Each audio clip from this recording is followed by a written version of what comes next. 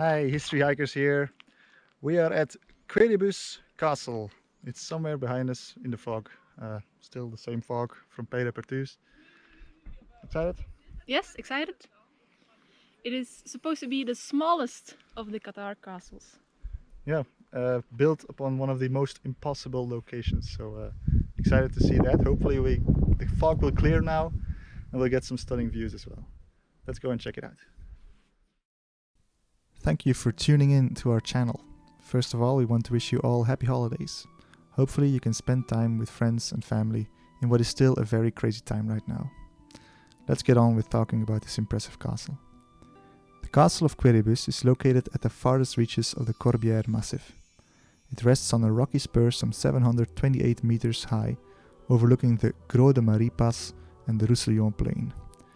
It is quite astonishing that such a complex structure could be built in such an inhospitable place.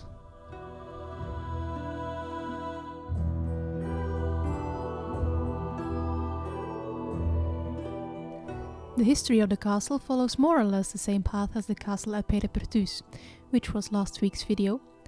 The castle was built on older foundation, dating as far back as the Visigoths. The first mention of the castle is in the early 11th century in the will of Bernard Taillefer, who drowned in the river Rhône. Around the turn of the 12th century, the lords of Quéribus were vassals of the King of Aragon. The castle protected the northern border of the kingdom.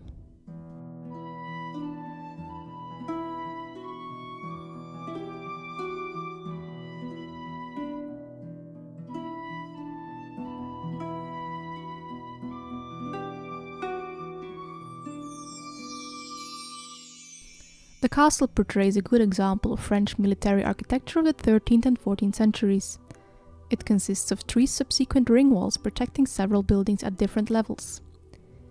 At the peak of the mountain sits a donjon with a glorious view over the entire region, when it's not foggy at least.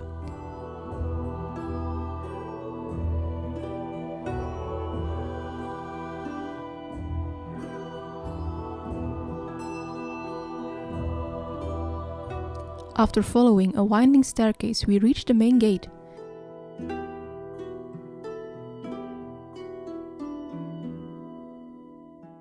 During the Albigensian Crusade, the castle was spared siege and destruction. After the fall of the last Cathar fortress of Montségur in 1244, many Cathars fled to safer havens like Quéribus. They were welcomed by the current holder of the castle, Chabert de Barbeira. Chabert was a proponent of the Occitan independence from foreign rule, even joining in on the Occitan revolt of 1240, for example. Chabert was some years prior appointed as administrator for the northern lands by the Aragonese king.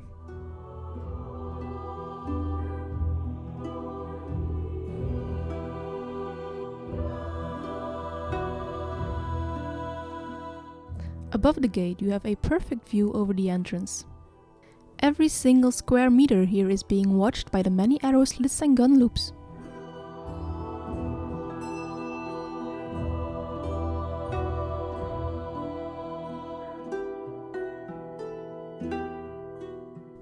In 1239, King Louis IX of France had bought the castle of Quéribus from the Aragonese crown. Despite this, the castle would still be held by Chabert and would remain a hideout for Cathars. When Louis IX returned from his crusade to the Holy Land in 1255, he was enraged when he found out that the Cathars were still residing at Quéribus. He ordered his seneschal in Carcassonne to conquer the castle and oust Chabert de Barbera. The circumstances surrounding the surrender of the castle are unknown. Was Chabert persuaded to hand over the castle in exchange for free passage of all its residents? Or was he perhaps betrayed by his former friend Olivier de Terme?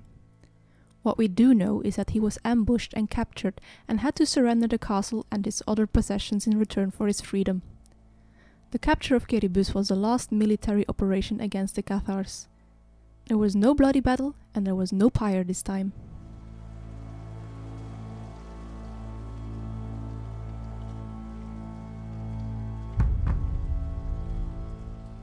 Protected by the second ring wall are a cistern and a barracks. When the castle was taken in 1255, a garrison of 20 to 25 soldiers was stationed here. This would later be reduced to some 15 men.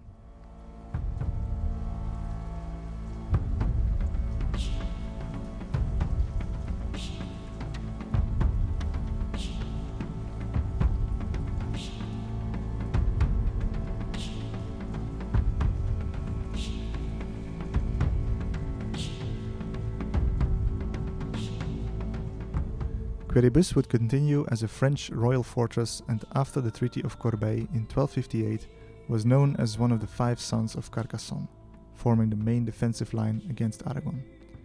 During this time, the castle would undergo extensive rebuilding and improvements, giving us the castle we see today.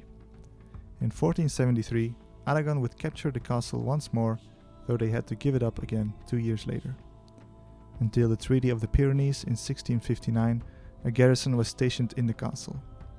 After the treaty, the border with Spain moved further south, which meant that Quéribus lost its strategic importance and fell into decay.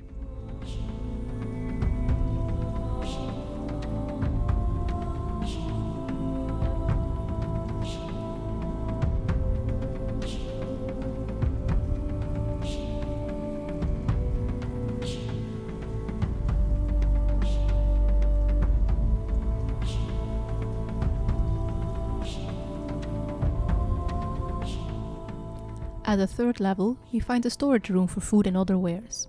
Here we also find another cistern.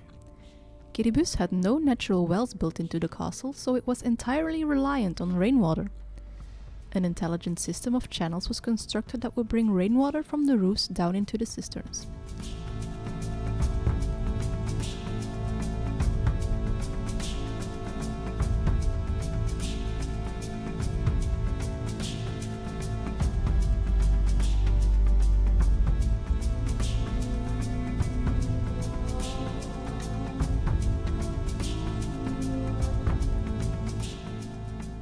At the opposite side we find the living quarters for the governor. This building would have been 3 stories tall originally.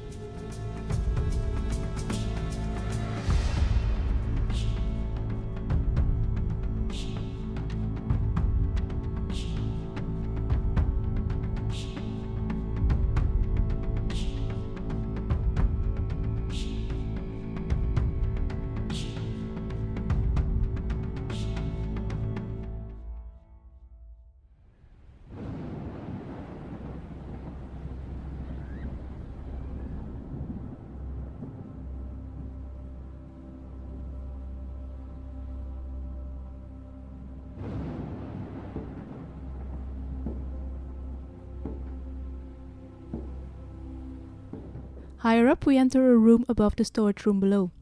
There are traces of an oven, so this might have been the kitchen.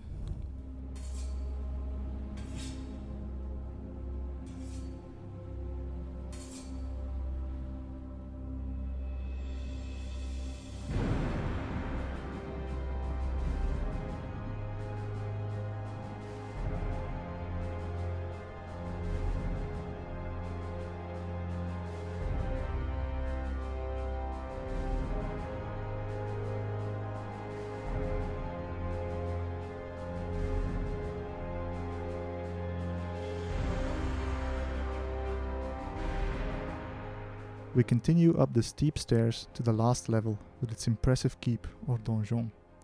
Over here we can see the only remains of the donjon from the time of Chabert. This is evidenced by the stones in the wall, which are smaller and less even.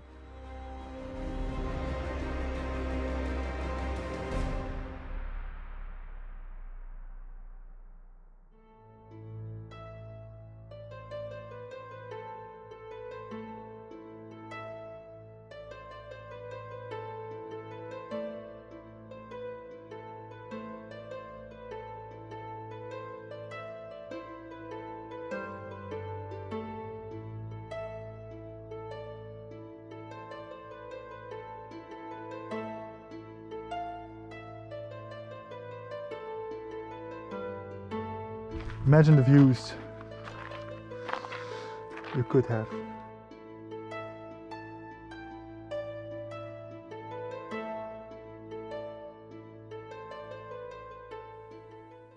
The donjon was rebuilt along with the rest of the castle after its capture by the French king. It was later shortened and reinforced to account for the new gunpowder artillery. We enter the donjon via an entrance 2 meters above the ground. The wooden stairs could have been retracted at times of war.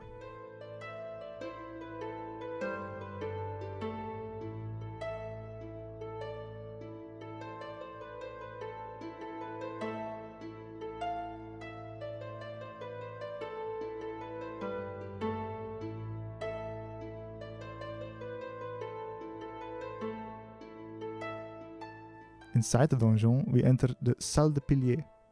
This gorgeous room with its large windows has a beautiful arched ceiling, which is supported by the lonely pillar in the center of the room. In reality, there would have been 2 floors here, the floor we are standing on and the wooden floor above us. The big window clearly shows that at the time of construction, the defensive aspect was less important.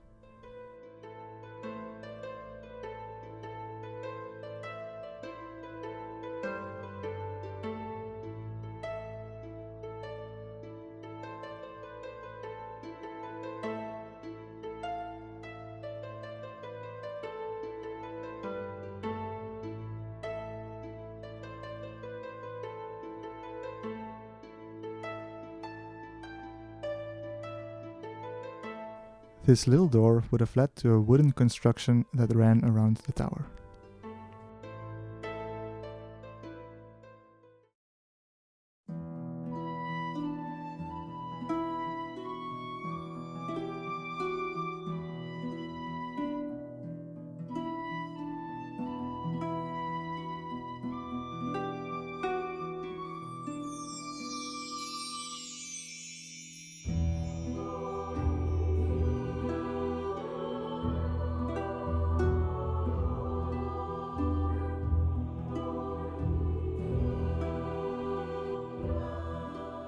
We climb up the winding stairs to the top of the tower, where a most magnificent view should unfold, if it wasn't for the fog.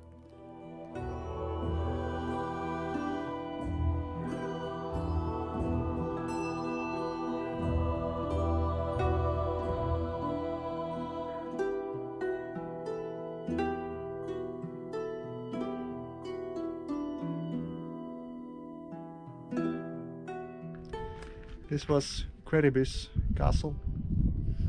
Impressive. With the fog, less impressive I think. But it's now time for the arbitrary subjective castle score. And I'm gonna go for an 8. Purely because of the fog. It takes away the whole meaning of this castle because it's built on an impossible hill, they say. But we can't see nothing of it. We can't see the view. What do you think? Well, I do agree with you that the lack of the views it's too bad, but I don't think it really should take that much point of the castle because it's still really impressive. Like the La Salle de Pilier was superb. That was super nice to see. So I will go for 8.5. 8.5. Because you can't blame the castle for the weather. Okay. That's it from us at Quéribus Castle. Anything else? Well, like, comment, subscribe if you like and if you enjoyed it.